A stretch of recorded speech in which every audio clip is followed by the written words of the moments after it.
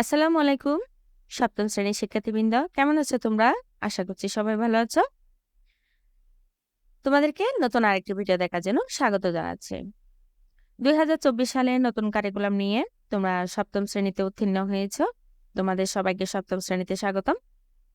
সপ্তম শ্রেণী আজ যে বিষয়টা নিয়ে আলাপ করব সেটি হচ্ছে তোমাদের মূল্যায়ন নিয়ে।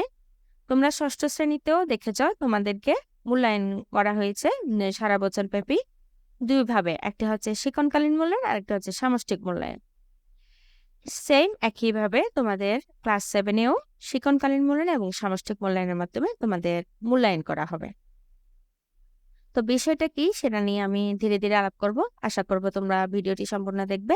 দেখলে মূল্যায়নের ব্যাপারটা তোমাদের কাছে সম্পূর্ণ ক্লিয়ার হয়ে যাবে।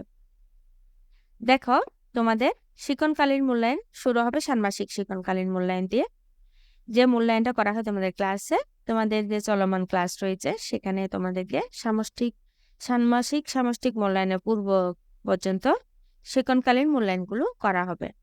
ষান্মাসিক সামষ্টিক মূল্যায়ন হবে নির্দিষ্ট একটা ডেট দিয়ে, তারিখ দিয়ে, সেটা বছরের মাঝামাঝি সময় হবে, মে, জুন বা জুলাইয়ের দিকে।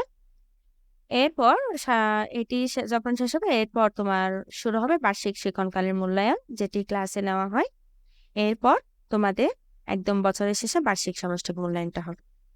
এখন তোমাদের জানতে হবে প্রথমত ষান্মাসিক শিক্ষণকালীন মূল্যায়নে বিষয়ে কোন কোন অ্যাক্টিভিটিগুলোর উপরে মূল্যায়ন করা হবে, সেটা যদি তোমাদের একটা ক্লিয়ার ধারণা থাকে তাহলে তোমরা ষান্মাসিক সামষ্টিক পর্যন্ত যে শিক্ষণকালীন মূল্যায়ন রয়েছে সেগুলোতে তোমরা ভালোভাবে অ্যাটেন্ড করতে পারবে।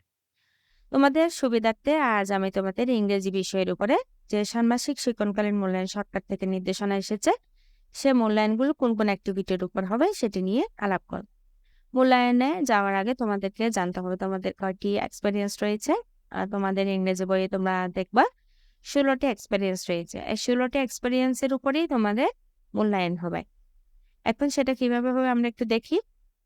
তোমাদের বোঝার সুবিধার্থে আমি এখানে একটা সম্পূর্ণ শীট রেডি করেছি একেবারে সিলেবাসের আকারে, যাতে তোমরা এক ঝলকে দেখে বুঝতে পারো কোন এক্সপেরিয়েন্সে কোন অ্যাক্টিভিটিগুলোর উপর তোমাদের মূল্যায়ন করা হবে।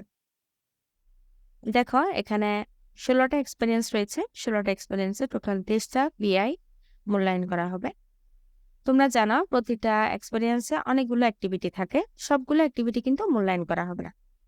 এখানে নির্দিষ্ট করে দেওয়া হয়েছে কোন কোন পিআই গুলো মূল্যায়ন করা হবে।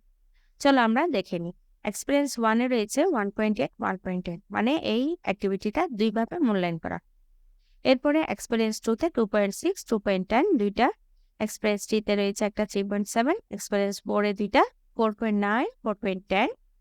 এক্সপেরিয়েন্স 5-এ রয়েছে দুইটা 5.12, 5.30। এরপরে এক্সপেরিয়েন্স 6-এ রয়েছে 6.9, 7.6 একটা শুধুমাত্র এক্সপেরিয়েন্স 7-এ, 8.11 সেটা এক্সপেরিয়েন্স 8-এ একটা।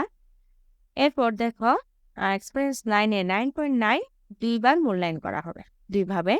এক্সপেরিয়েন্স 10 দুইবার মূল্যায়ন করা হবে। এক্সপেরিয়েন্স 10-এ 10.7 এটাকে দুইবার মূল্যায়ন করা হবে দুইভাবে। এক্সপেরিয়েন্স 11-এ রয়েছে 11.8, এক্সপেরিয়েন্স 12-এ 12.30, এক্সপেরিয়েন্স 13-এ রয়েছে 13.9, এক্সপেরিয়েন্স 14-এ 14.10, এক্সপেরিয়েন্স 15-এ রয়েছে 15.7 এবং লাস্ট ওয়ান এক্সপেরিয়েন্স 16-এ রয়েছে 16.11 এবং 16.12। তার মানে টোটাল 16 এক্সপেরিয়েন্সের মধ্যে অ্যাক্টিভিটি রয়েছে 23টির উপরে তোমাদেরকে মূল্যায়ন করা।